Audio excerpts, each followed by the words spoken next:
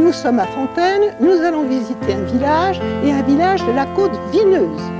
Fontaine, c'est d'abord un village viticole. Et c'est un village viticole comme tous les villages de la côte. C'est une formation géologique qui provient d'un effondrement. Donc vous avez un plateau où se trouve l'église et une partie basse où nous sommes actuellement. Entre les deux, il y a une dénivellation et c'est sur cette dénivellation que s'est installé le vignoble. La formation géologique à Fontaine est la même que celle de Corton. Alors pourquoi ce n'est pas le même vin qu'à Corton? C'est qu'on est dans une partie beaucoup plus au nord. Donc automatiquement, le vin n'est pas de la même qualité. Même géologie, même millefeuille, c'est-à-dire alternance de partie dure et partie tendre, qui fait que ici, nous sommes sur une butte. Et l'avantage d'une butte, qui est un peu à l'avant de la côte, c'est qu'elle a plusieurs flancs. Et donc, les habitants vont s'installer sur le flanc sud et le flanc est. Deuxième chose pour un village vineux, c'est qu'en général, il est au début d'une combe. Alors, où est la combe là? Eh bien, elle est là. Parce que ici, vous avez un cirque, comme au bout du monde à Nolay, avec, très très usé. Donc, vous avez tout à fait la situation d'un village de la côte. Et pourquoi dans les combes? Parce qu'il y a de l'eau. Et pourquoi des villages groupés? C'est parce que les villages sont groupés autour du point d'eau. Et deuxièmement, parce que quand on est vigneron, la terre c'est précieuse. Vous avez ici une mare naturelle ou pas? Naturelle, tout ce qu'il y a de plus naturel. Qu'est-ce que c'est que cette mare? C'est tout simplement un lit imperméable, pensez à une toile cirée, qui piège de l'eau en provenance d'une nappe qui se trouve vers l'ouest, et puis qui ramène aussi de l'eau en provenance du plateau. Donc la mare a une double alimentation, l'eau pluviale et l'eau, c'est toujours de l'eau pluviale, et puis la nappe aquifère. Alors, à quoi servait la mare? Eh bien, à toutes sortes de choses. À faire boire les bêtes, mais plutôt les vaches, parce que les chevaux, vous savez, c'est un petit peu sensible, ils n'aiment pas l'eau qui est un peu trouble. Et puis, ça peut servir à quoi la mare? On ne lave pas le linge dans une mare, on le rince. On le rince. Donc ça servait à ça. Et comme à Fontaine, tout se négocie, on louait le droit de pêche, le droit de glace pour faire du patin ou pour récupérer la glace, pour les mettre dans des glacières, comme vous avez dans les grandes propriétés qui se trouvent ici, qui sont des propriétés dijonnais, parce que jamais un Fontenoy n'a eu une propriété comme ça. Les belles propriétés que vous voyez, qui sont à l'extérieur du village, c'est toujours des propriétés de notables dijonnais. Alors, le droit de glace, le droit de boue, c'est-à-dire que nous sommes dans des pays de vigne, donc ça érode comme c'est pas possible, il faut remonter les terres, donc on achetait les boues de la mare pour pouvoir recharger les terres, et puis la mare servait aussi pour nettoyer les tonneaux, les choses comme ça. Donc il y avait une foule d'activités autour de la mare. Et maintenant on va aller vers le Parlement des femmes, comme j'appelle ça, c'est-à-dire le Grand Puits. Vous voyez que ce puits, on l'appelle le Parlement des femmes, pourquoi? Ça cause. Ah, ça causait. À Fontaine, on n'a pas de lavoir, mais on avait un puits. Donc ça causait, c'était là qu'on concluait les mariages, enfin bref, qu'on projetait, pas qu'on concluait, qu'on projetait les mariages, etc. Donc un endroit, faut imaginer, bruissant de rumeurs, d'histoires, etc. Un puits avec une surface très importante. En fait, vous aviez deux pompes. Vous en aviez une là et une là, avec des poulies, et qui permettaient de tirer de l'eau, où on avait des seaux ici, et d'alimenter aussi l'abreuvoir. Et c'est là que les chevaux buvaient. Les chevaux, si vous leur donnez un seau avec de l'eau croupie, ils vous donnent un grand coup de patte dedans, et ils balancent. Tandis que là, ils avaient une eau propre. Et ce puits, il communique avec la mare. C'est-à-dire que quand la mare descend, le puits aussi. Toute l'eau est concentrée ici. Alors maintenant, on va aller dans le village pour essayer de voir un petit peu comment les habitants ont construit. Je vous ai dit, les habitants de Fontaine, comme tous les habitants en général, quand ils construisent le moins cher possible et le plus pratique. Et comme ils ne sont pas plus courageux que nous avant ou après, ils essayaient de trouver les matériaux sur place, moins cher, pas de transport, et c'était beaucoup plus facile. Donc, toutes les constructions sont en pierre. La pierre servait à tout. Alors, la pierre servait pour les dalles, c'était des grandes dalles. Alors, les grandes dalles, c'était quand même les maisons riches. Autrement, ça a été de la terre battue très longtemps. Construction en moellon, à pierre vue, ce qui veut dire que ça, si vous avez de la pierre vue, c'est automatiquement un bâtiment d'exploitation. Un logis est toujours enduit pour sa protection et aussi pour ne pas avoir trop chaud ou trop froid.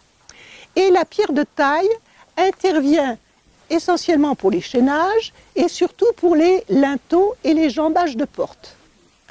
Donc ça, c'est vraiment typique des villages vignerons de la côte calcaire. Et puis, les toits étaient en lave. Et à Fontaine, il y avait vraiment beaucoup de carrières qu'on appelait les perrières. Et la lave, c'est une pierre qui se délite facilement et qui était utilisée par tous les paysans, tous les vignerons. Le problème, c'est le poids. On retient tout en pierre, du sol au plafond, y compris la cave, et puis très peu de bois, parce qu'à Fontaine, il n'y a pas de bois. Donc on économise le bois au maximum, parce qu'il fallait le chercher au Suzon ou à Talent. Donc on va avancer et on va essayer de découvrir un petit peu nos maisons vigneronnes. Donc nous nous sommes arrêtés là pour examiner cette maison. Cette maison est une maison médiévale, parce que Fontaine, c'est d'abord un village médiéval, mais qui a été transformé, et cette maison s'appelle la maison de Sainte-Alette. Alors moi j'aime beaucoup, parce que Alette n'a jamais été sainte, n'a jamais été bienheureuse, mais la maison s'appelle maison de Sainte-Alette parce que Alette est la mère de Saint-Bernard, et la mère ne peut être qu'une sainte.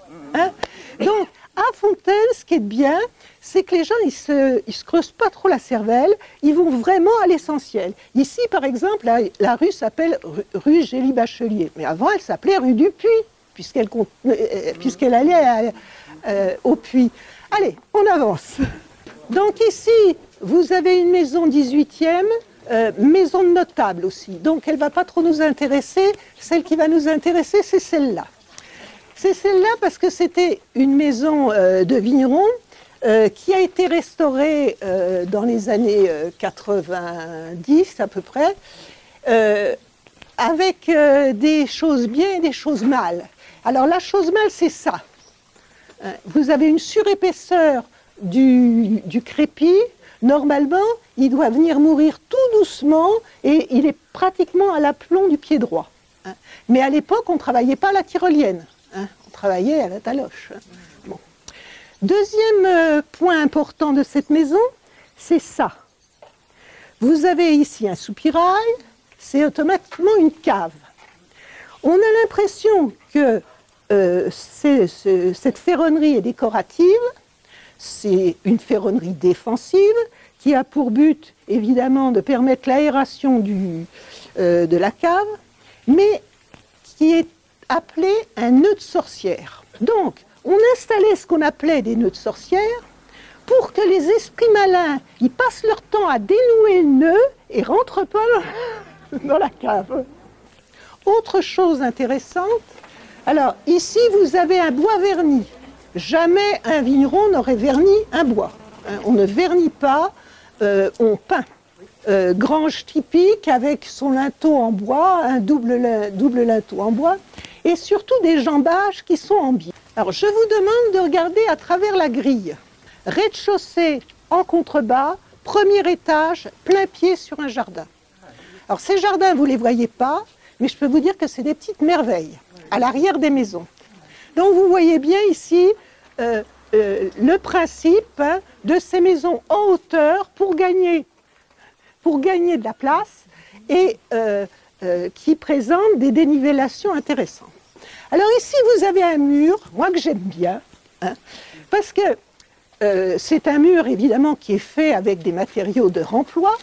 Et là, on trouve évidemment un encadrement de fenêtres, mais l'arc de décharge a été placé en bas, alors que normalement, un arc de décharge est toujours en hauteur. Ça fait partie des petites fantaisies comme ça, intéressantes. Alors, la maison de vigneron, on a toujours les bâtiments d'exploitation au rez-de-chaussée et l'habitation à l'étage. Donc, le rez-de-chaussée, qu'est-ce qu'on a? Une vinée, c'est-à-dire une espèce de cellier, hein, une écurie quand le vigneron est un peu riche, et une grange. Très souvent, les granges servent aussi de vinée, hein, et très peu de vignerons avaient des chevaux. C'est une maison avec une cour, et assez rare à Fontaine.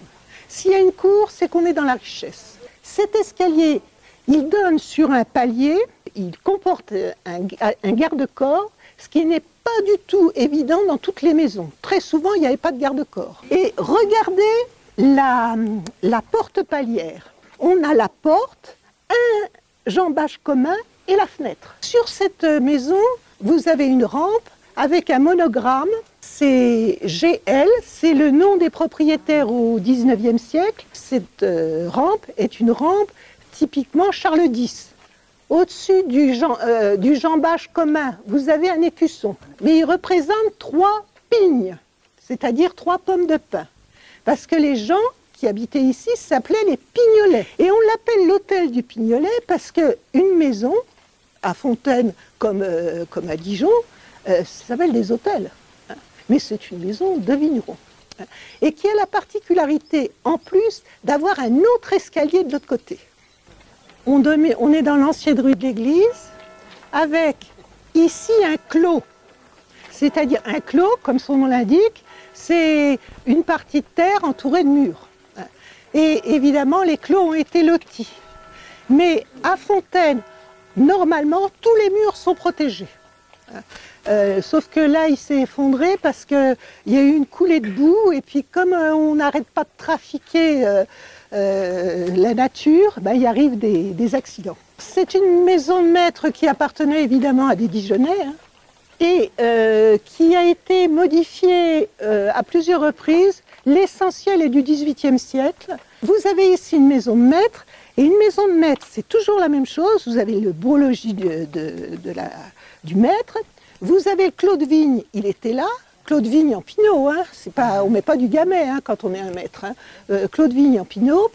Vous aviez ici, ça c'était le cellier, hein, la cave est sur le côté, hein, et puis vous avez, évidemment c'est pas le maître qui faisait la vigne, hein, vous aviez un vigneron, donc le vigneron, il avait une petite maison là qui a été transformée en remise. Alors cette maison, elle date du XVIIe siècle, certainement pour les fondations, mais l'essentiel qui nous est parvenu est du XVIIIe, avec un parc superbe à l'arrière, parc à la française sur le devant, puis après parc à l'anglaise, puis ça s'appelait la Charmille, parce qu'il y avait une allée de cornouillers hein, qui faisait comme un souterrain, c'était délicieux. Alors vous avez ici ce qu'on appelle des pousserous. Ces pousserous, c'était évidemment pour protéger les murs des essieux des charrois. Ici, vous avez l'école de filles, l'ancienne école de filles. Vous voyez les 3 fenêtres à droite, c'était la salle de classe et le logement de l'instituteur. Elle date de 1884. Et à partir de cette date-là, les filles ont été séparées des garçons. Les vieux Fontenois me disent, une fois on était allé visiter l'école, c'est la première fois que je mets les pieds dans cette école parce que c'était un homme. Vous avez ici le vieux centre administratif de Fontaine. Évidemment, il a été décentré parce que vous imaginez avec la circulation, la mairie pour une commune qui a 9000 habitants, alors que la commune elle faisait 400 habitants à l'époque. Cette fontaine et tout l'agencement du jardin est dû à Monsieur de Vallière. C'était l'ancienne cour de récréation des enfants, puisqu'on est dans la mairie-école. Les 2 fenêtres et la porte correspondent à la salle de classe. Au-dessus, vous aviez le logement de l'instituteur. À gauche, là où vous avez la porte du couloir, et à gauche, il y avait la salle d'asile, ce qu'on appelait la salle d'asile, c'est-à-dire la maternelle, et au-dessus, la salle du conseil. Parce que longtemps, il y a eu juste l'école. Mais l'instituteur, il commençait à en avoir assez que le conseil municipal se déroule dans sa cuisine, hein.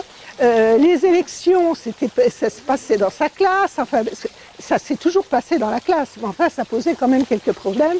Donc, en 1870, on a décidé d'agrandir l'école primitive pour adjoindre une mairie.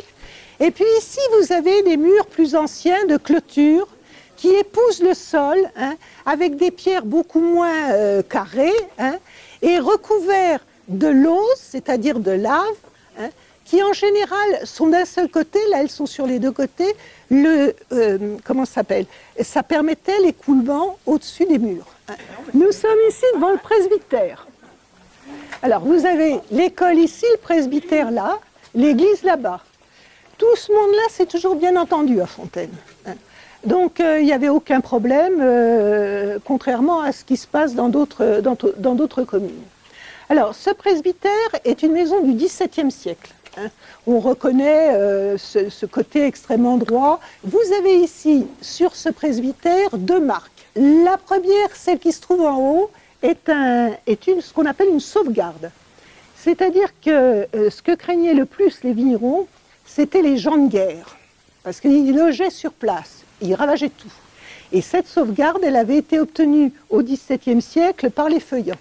On y voit un écusson avec les armes du roi de France, parce que c'est le roi de France qui donnait ça, donc les lys, qui ont été bûchés à la Révolution, entourés par deux branches de laurier. En dessous, vous avez ordonnance Blois, article 55. Ce genre de sauvegarde a été permis par une ordonnance sous Henri III qui permettait justement cette protection pour les Fontenoy. En dessous, vous avez une croix, vous avez un H. On a pensé à IHS, mais il n'y a pas le I, il n'y a pas le S. Il n'y a jamais eu d'hôpital ici, donc on ne sait pas. Quant au CD, on ne sait pas non plus. Vous avez ici donc l'entrée du presbytère. À gauche, vous avez le décrotoir, hein, parce que pour rentrer, on rentrait de plein pied hein, dans les maisons. Vous avez le banc traditionnel, et ici, vous avez ce qu'on appelle un reposoir avec une croix. Ce n'est pas une pierre des morts. Mais les habitants de Fontaine, quand ils mouraient, il fallait qu'ils soient enterrés à l'église. Donc, je ne sais pas si vous avez vu que d'un côté ou de l'autre, ça montait. Hein. Donc, on se reposait, on faisait une prière, là. Mais il y avait aussi un grand moment où ce reposoir était utilisé, c'est pour la fête Dieu. Donc, c'est ce qu'on appelle un autel reposoir, avec un emmarchement et une citation biblique. Ici, vous avez une succession de granges qui ont été transformées. Les grands, alors en maisons d'habitation, mais ce sont des locaux d'exploitation essentiellement. Donc ici, vous avez une grange qui était probablement un cellier. Hein. Alors ici, nous sommes avec des encadrements en briques, donc c'est 19e. Alors toujours le décrotoir, ici une cave avec le banc, qui est souvent une pierre de cheminée. Alors ça, je ne suis pas sûre que c'en soit une, mais enfin, c'était très souvent comme ça. Et ces caves sont présentes dans toutes les maisons. Que vous soyez riche ou pauvre, dès que vous avez une maison, vous avez une cave. Mais vous n'avez pas forcément les dépendances. C'est-à-dire quand vous avez une écurie ou un cellier, c'est une maison plus riche. Cette maison, elle comporte une cave. Et si vous en avez une deuxième, c'est que c'est une deuxième maison. Parce que derrière cette pierre, vous avez l'escalier qui descend dans la cave. Et pour descendre les tonneaux, on mettait deux planches sur les marches d'escalier, et avec des cordes, il y en avait un qui tenait, l'autre qui guidait. Ça permettait de descendre les tonneaux dans la cave. Et derrière se trouvent les jardins. Alors, nous sommes dans ce qu'on appelle un trège. Et ici, vous voyez des restes médiévaux, avec notamment l'arc en accolade, qui montre qu'il y a eu énormément de transformations. Et c'était une maison maître, hein, l'ensemble. Et alors, je vous ai fait venir ici parce que vous avez typiquement la cave et le cellier. Alors ici, vous avez un anneau qui est scellé au plomb de descente des tonneaux, mais unique. Hein, donc la corde était double. Et puis ici, vous avez une porte de cave. J'aurais bien aimé vous l'ouvrir parce que c'est quelque chose. Et je vous ai dit que la cave, c'était le lieu qui était le plus précieux de la maison. Donc, il ne fallait pas qu'on vole. Et pour empêcher qu'on vole, regardez comment quel système le vigneron a trouvé. Il a mis des gonds inversés. Alors, ce que je voudrais vous montrer, c'est cette porte. Là, vous avez une vraie porte de grange telle qu'on pouvait les voir il y a encore un certain temps. C'est-à-dire une porte qui n'est pas vernie, hein, une porte en bois, avec son double linteau en bois, hein, et à l'intérieur de la porte, une porte piétonne. Comme on économisait le plus possible le bois, vous avez ici un raccord qui permet de faire que la porte donne une impression un petit peu neuve. L'anneau pour le cheval. Donc ici, on est place de Syrie. Syrie, c'était un magistrat dijonnais qui possédait cette maison. C'est une maison médiévale. Et une maison médiévale, les ouvertures ne sont pas symétriques. Hein. C'est un petit peu... c'est pas rythmé, quoi. Donc vous avez une fenêtre qui a été refaite sur le modèle d'une fenêtre dijonnaise, hein, avec meneaux et puis encadrement en pierre et arc en accolade. Et puis vous avez une cave qui donne directement sur la place. Et c'est une maison médiévale, on voit bien sur le côté, hein, mais avant, je voudrais qu'on regarde aussi ces bâtiments-là.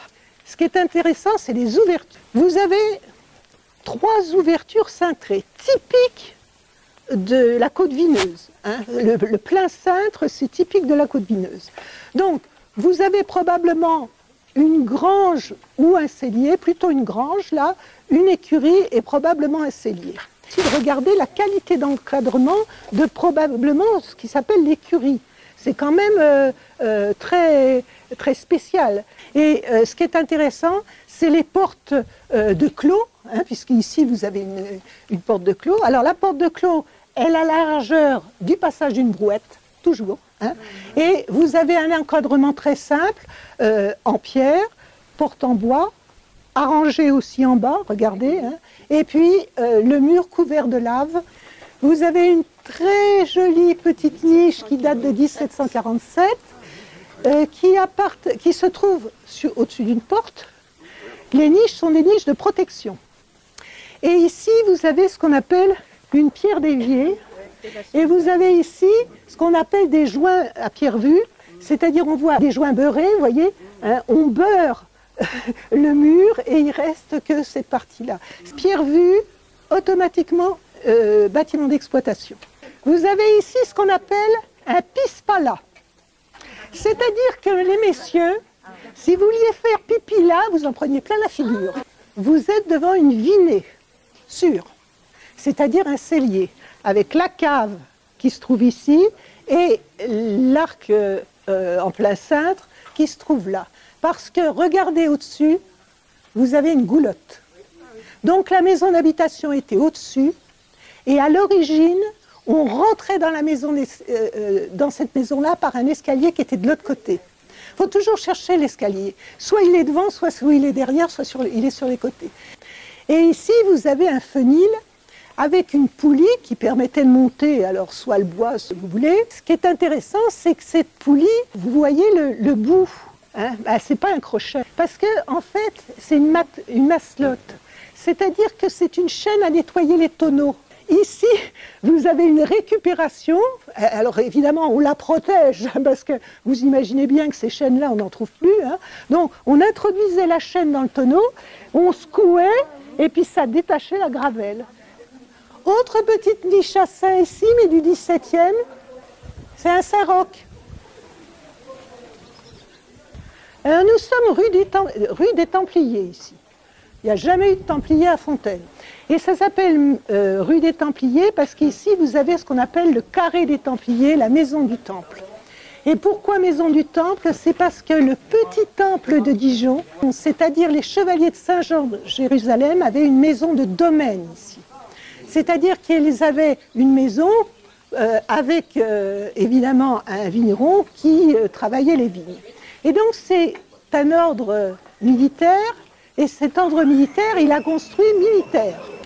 Vous avez donc une porte piétonne, et vous avez ici un encorbellement qui vous permet de surveiller là. Et vous avez ici la porte d'entrée qui permet d'aller dans la cour, et si vous avancez, vous voyez ici une tourelle d'escalier, et de l'autre côté, une autre tourelle d'escalier. Donc ce que je voudrais vous montrer dans cette copropriété, c'est la fermeture de la porte. C'est un épars. C'est-à-dire que lorsque vous fermez, quand la porte est fermée et que vous mettez cette barre de bois, vous pouvez toujours essayer de la défoncer. Ici, 2 escaliers extérieurs, donc maison de vigneron. Mais maison de vigneron morcelée, 2 parties. Et vous avez ici, avec une entrée de cave ici, je vous ai dit, à Fontaine, une butte, 2 rues qui se coupent à angle droit. L'angle droit, il est là.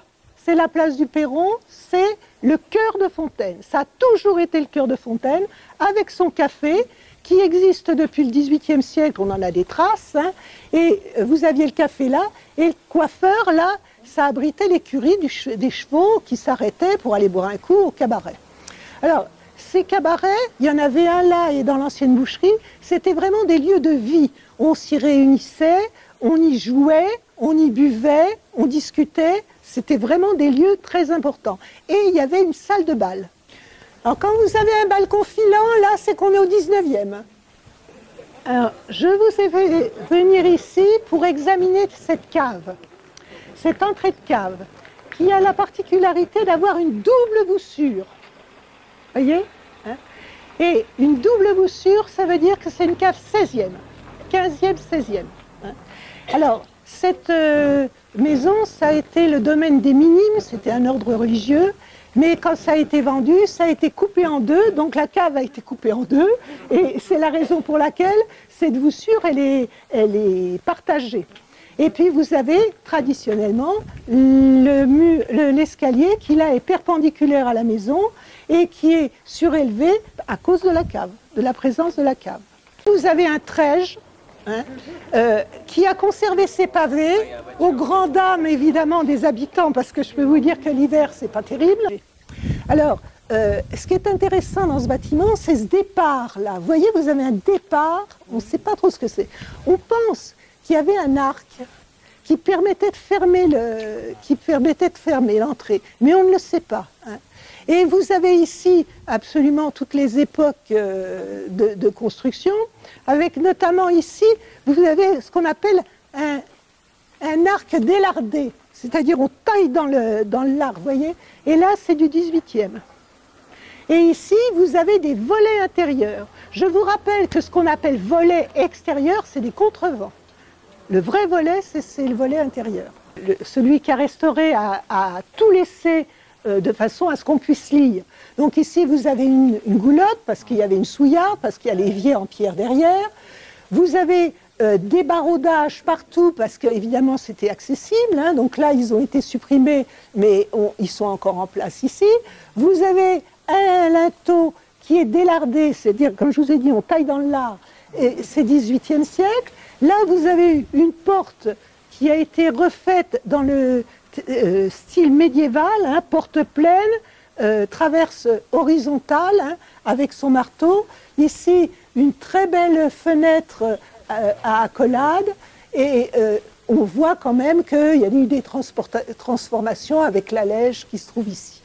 Alors ici, vous êtes dans la maison qu'on dit maison de la confrérie, parce qu'il y avait une confrérie de Saint-Bernard qui était très importante au XIVe siècle et dont il ne reste rien, parce que ça a été vendu à la Révolution et ça a été acheté par une famille qui était une famille de notables et qui a transformé l'ensemble en bâtiment de notables. Alors, vous voyez, hein, on a fait, vous voyez les colonnes avec les concrétions, hein, et puis vous avez le fronton avec Béger, hein, Bernard Gérard, hein, bien montré qu'on existait, hein, c'était le maire de l'époque, et à l'époque il fallait qu'on...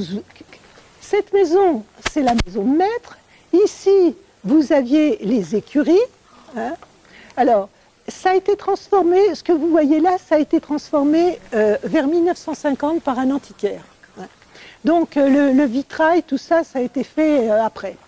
On va avancer au bout pour que vous voyez. Et ici, c'était les remises. Hein. Et on disait que les écuries, c'était les écuries de Rothschild.